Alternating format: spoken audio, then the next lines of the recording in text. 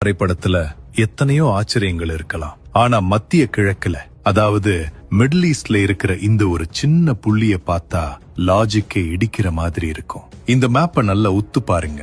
சுற்றிலும் எகிப்து, Jordan, Syria, Lebanon, ஈராக்னு இஸ்ரேல சுத்தி மட்டும் 22 அரபு நாடுகள் இருக்கு. பரப்பளவுல பார்த்தா அரபு நாடுகள் இஸ்ரேல விட 650 மடங்கு பெருசு. மக்கள் தொகையில பார்த்தா 50 மடங்கு அதிகம். புவியியல் ரீதியா பார்த்தா இஸ்ரேல் ஒரு பாலைவனம். தண்ணி இல்ல, எண்ணெய் வளம் இல்ல. ஆனா கடந்த 80 வருஷமா இஸ்ரேல்ங்கிற நாடே இந்த பூமியில இருக்கக்கூடாதுன்னு கங்கணம் கட்டிக்கிட்டு வந்த அத்தனை தாக்குதல்களையும் முறியடிச்சு இன்னைக்கு அந்த பிராந்தியத்திலேயே ஒரு வல்லரசா நிக்குது இஸ்ரேல். ஒருவேளை போர்ல தோத்து போயிருந்தா யூதர்கள் தப்பிச்சு ஓடக்கூட இடம் கிடையாது. பின்னாடி கடல், முன்னாடி எதிரிகள். அப்புறம் எப்படிங்க இது சாத்தியம்? வெறும் அமெரிக்காவோட உதவி மட்டும்தானா? இல்ல, அதை தாண்டி வேற ஏதாவது ரகசியம் இருக்கா? இஸ்ரேலோட ராணுவம், அவங்களோட நிழல் உளவுத்துறையான மொசாத், விவசாய புரட்சி, அப்புறம் உலகத்தையே மிரள வைக்கிற சாம்சன் ஆப்ஷன் அணு ஆயுத கொள்கை, இது எல்லாத்தையும் அலசி ஆராய போறோம். இது வெறும் வரலாறு இல்ல, ஒரு இனத்தோட சர்வைவல் கைடு. இஸ்ரேலோட பலத்தை புரிஞ்சுக்க நீங்க அவங்களோட பயத்தை புரிஞ்சுக்கணும். 2ஆம் உலகப் போர்ல ஹிட்லரோட நாஜி படைகள் 60 லட்சம் யூதர்களை கொன்று குவிச்சாங்க. அந்த இனப்படுகொலையில இருந்து தப்பிச்சு வந்தவங்க தான் இஸ்ரேல உருவாக்குனாங்க. அவங்க மனசுல ஆழமா பதிஞ்ச விஷயம் ஒன்னே ஒண்ணுதான், ஏன் பிரேரா. ஹீப்ரு மொழியில இதுக்கு அர்த்தம் நோ ஆல்டர்னேட்டிவ், அதாவது வேற வழியே இல்ல. வேற நாடுகளுக்கு போர்கிறது எல்லை பிரச்சனை, ஆனா இஸ்ரேலுக்கு போருங்கிறது மூச்சு விடுற மாதிரி.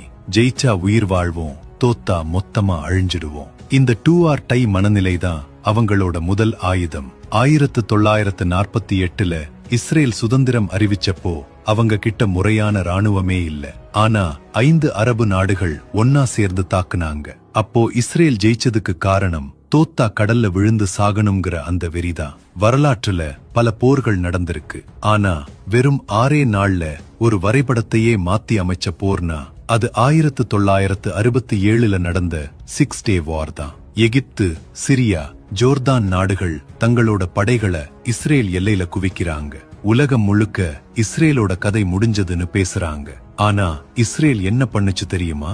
ஜூன் 5, 1967 காலை 7:45 மணி. எகிப்து விமானப்படை பைலட்ஸ் எல்லாரும் டியூட்டி முடிச்சிட்டு காலையில டிஃபன் சாப்பிட போற நேரம். அந்த கேப்ப கரெக்டா யூஸ் பண்ணி இஸ்ரேல் ரேடார்ல சிக்காம தாழ்வா பறந்து போய் எகிப்தோட 90% போர் விமானங்களை தரையிலேயே சுட்டி எரிச்சிட்டாங்க. இதுக்கு பேரு ஆபரேஷன் போக்கஸ்.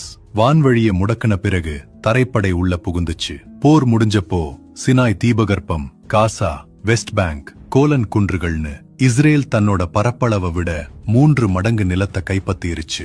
இதத்தான் ராணுவ மொழியில ஸ்ட்ராட்டஜிக் டெப்த்னு சொல்றாங்க. அதாவது எதிரி நம்ம வீட்டுக்குள்ள வர்றதுக்கு முன்னாடி அவனை தடுக்கிறதுக்கு ஒரு பெரிய பஃபர் ஜோன் கிடைச்சிருச்சு. 1967 வெற்றியில இஸ்ரேலுக்கு கொஞ்சம் தலைக்கணம் வந்துருச்சுன்னு தான் சொல்லணும். அரபு நாடுகளால இனி எழவே முடியாதுன்னு அவங்க நினைச்சாங்க. அதுதான் தப்பு. 1973 அக்டோபர் 6 யூதர்களோட புனித நாளான யோம் கிப்பூர் அன்னைக்கு எல்லாரும் விடுமுறையில இருந்தப்போ எகிப்தும் சிரியாவும் திடீர்னு தாக்குனாங்க. இஸ்ரேலோட புகழ்பெற்ற உளவுத்துறை அமன் இத கணிக்க தவறிடுச்சு. முதல் 48 மணி நேரம் இஸ்ரேல் அழிவின் விளிம்புல நின்னுச்சு. டாங்கிகள் காலி, தோட்டாக்கள் காலி. இஸ்ரேல் பிரதமர் கோல்டா மேயர் பதறிப்போய் அமெரிக்க அதிபர் நிக்சனுக்கு போன் பண்றாங்க. எங்களை காப்பாத்துங்கன்னு கேக்குறாங்க. அப்போ அமெரிக்கா பண்ணதுதான் வரலாற்றின் மிகப்பெரிய ஏர்லிப்ட், ஆபரேஷன் நிக்கல் கிராஸ்.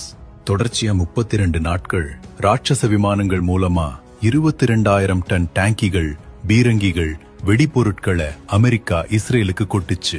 இந்த உதவி மட்டும் கிடைக்கலன்னா அன்னைக்கு இஸ்ரேல் வரலாறு முடிஞ்சிருக்கும். நேரடி போர் ஒரு பக்கம் இருக்கட்டும், இஸ்ரேலோட உண்மையான பலம், அவங்களோட நிழல் உலக யுத்தம் தான். அதுதான் மொசாத்.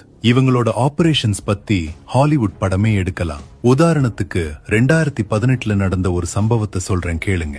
ஈரான் ரகசியமா அணு ஆயுதம் தயாரிக்கிறாங்கன்னு இஸ்ரேலுக்கு தெரிய வருது. ஆனா ஆதாரம் இல்ல. ஈரானோட தலைநகர் டெஹ்ரான்ல ஒரு பழைய குடோன்ல அந்த ரகசிய ஃபைல்கள் இருக்குன்னு மொசாத் கண்டுபிடிக்கிறாங்க. ஒரு ராத்திரி மொசாத் ஏஜென்ட்ஸ் அந்த குடோனுக்குள்ள நுழையறாங்க. அவங்க கிட்ட இருந்தது வெறும் 6 மணி நேரம் 29 நிமிஷம் தான். ஏன்னா காலையில 7 மணிக்கு காவலர்கள் வந்துடுவாங்க. ராட்சச வெப்ப துப்பாக்கிகளை வச்சு 32 இரும்பு பெட்டகங்களை உருக்கி 1/2 டன் எடையுள்ள 50,000 பக்கங்கள் கொண்ட ஃபைல்ஸ திருடிக்கிட்டு ஈரான் உளவுத்துறையோட கண்ணுல மண்ணை தூவிட்டு இஸ்ரேலுக்கு வந்து சேர்ந்தாங்க. இத டிவில லைவா காட்டி ஈரான் பொய் சொல்லுதுன்னு உலகத்துக்கே நிரூபிச்சாரு பிரதமர் நெதன்யாகு. எதிரியோட பெட்ரூம் வரைக்கும் போய் அவங்களோட டைரிய திருடிட்டு வர்றது இதுதான் மொசாத் ஸ்டைல். போர் முனையில துப்பாக்கி ஏந்திர வீரர்களை விட ஏசி ரூம்ல உட்கார்ந்து கீபோர்ட் தட்டுற பசங்க தான் இஸ்ரேலோட முதுகெலும்பு. இஸ்ரேல்ல 18 வயசான எல்லோரும் ராணுவத்துக்கு போகணும். அங்க மிகச்சிறந்த மூளைக்காரர்களை தேர்ந்தெடுத்து அனுப்புற இடம்தான் யூனிட் 8200. இது உலகின் மிகச்சிறந்த சைபர் உளவு பிரிவு. இங்க என்ன கத்துக்கிறாங்க? Hacking, coding, data analysis. Service முடிஞ்சு வெளியே வர்றப்போ இதே அறிவை வச்சு ஸ்டார்ட் அப் கம்பெனி ஆரம்பிக்கிறாங்க. நீங்க கூகுள் மேப்ல யூஸ் பண்ற வேஸ், கம்ப்யூட்டருக்கு போடுற ஃபயர்வால், ஏன் உலக தலைவர்களை உளவு பார்த்த பெகாசஸ் சாஃப்ட்வேர் வரைக்கும் எல்லாமே இவங்க கண்டுபிடிப்பு தான். அதனாலதான் இஸ்ரேல ஸ்டார்ட் அப் நேஷன்னு உலகம் கொண்டாடுது. பாலைவனத்துல விவசாயம் பண்றதுக்கு சொட்டு நீர் பாசனத்தை கண்டுபிடிச்சதும் இவங்க தான். கடல் தண்ணிய குடிநீரா மாத்தி தண்ணீர் பற்றாக்குறையவே இல்லாம பண்ணிட்டாங்க. பிரச்சனைன்னு ஒண்ணு வந்தா அதுக்கான டெக்னாலஜியை உருவாக்குறதுல இவங்க கில்லாடிங்க. சரி, இவ்வளவும் தாண்டி நாளைக்கே எல்லா அரபு நாடுகளும் ஈரானும் ஒன்னு சேர்ந்து இஸ்ரேல சூழ்ந்துட்டா இஸ்ரேல் அழியும் நிலைமை வந்தா என்ன நடக்கும்? அப்போ இஸ்ரேல் கையில் எடுக்கும் கடைசி அஸ்திரம் தி சாம்சன் ஆப்ஷன். பைபிள்ல சாம்சன்கிற வீரன் எதிரிகள்ட்ட பிடிபட்டப்போ தான் கட்டப்பட்டிருந்த தூண்களை உடைச்சு அந்த கட்டிடத்தையே இடிச்சு எதிரிகளோட சேர்ந்து தானும் சாவான். அதே கான்செப்ட் தான். இஸ்ரேல் அதிகாரப்பூர்வமா சொல்லலனாலும் அவங்க கிட்ட 90-400 அணுகுண்டுகள் வரைக்கும் இருக்கலாம்னு கணிக்கப்படுது. எங்களை நீங்க அழிச்சா நாங்க போறப்போ உங்களையும் அழிச்சிட்டு தான் போவோம். மத்திய கிழக்கே சுடுகாடா மாறும். இதுதான் எதிரிகளுக்கு இஸ்ரேல் சொல்ற சொல்லாத செய்தி. இந்த பயம் இருக்கிற வரைக்கும் முழுமையான போர் வராது. ஆனா நண்பா, இரும்பு கோட்டைக்கு வெளியிலிருந்து ஆபத்து வராது, துருப்பிடிச்சா உள்ள இருந்துதான் உடையும். இஸ்ரேல் இப்போ அப்படி ஒரு சிக்கல்ல தான் இருக்கு.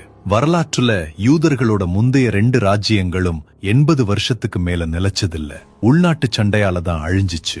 இப்போ நவீன இஸ்ரேலும் அதோட 8வது தசாப்தத்துல இருக்கு. நாட்டுக்குள்ள மதவாத பிரிவினருக்கும் மற்றவர்களுக்கும் மோதல், ஜனநாயக போராட்டங்கள், இன்னொரு பக்கம் காசா போர்னால உலக நாடுகள் மத்தியில கெட்டுப்போன பெயர், இதெல்லாம் இஸ்ரேல பலவீனப்படுத்துது. குறிப்பா ரிங் ஆஃப் ஃபயர்னு சொல்லப்படுற ஈரான் ஆதரவு படைகள் இஸ்ரேல 4 பக்கமும் நெருப்பு வளையம் மாதிரி சூழ்ந்திருக்காங்க. ராக்கெட் ஏவுகணைகளை தடுக்க அவங்க கிட்ட அயர்ன் டோம் இருக்கலாம். ஆனா மக்கள் மனசுல ஏற்படுற பிளவுகளை தடுக்க எந்த தொழில்நுட்பமும் இல்ல. ஏன் பிரேரா? வேற வழி இல்லைன்னு இவ்வளவு நாள் போராடின இஸ்ரேல் இப்போ அமைதியை தேட வேண்டிய கட்டாயத்துல இருக்கு. ஏன்னா வெற்றி என்பது எதிரியை அழிப்பது மட்டும் இல்லை, எதிரியை நண்பனாக்குவதும் தான். எமது விரிவான செய்திகளை www.swissnews7.com என்ற இணையதளத்தில் நீங்கள் பார்வையிடலாம்.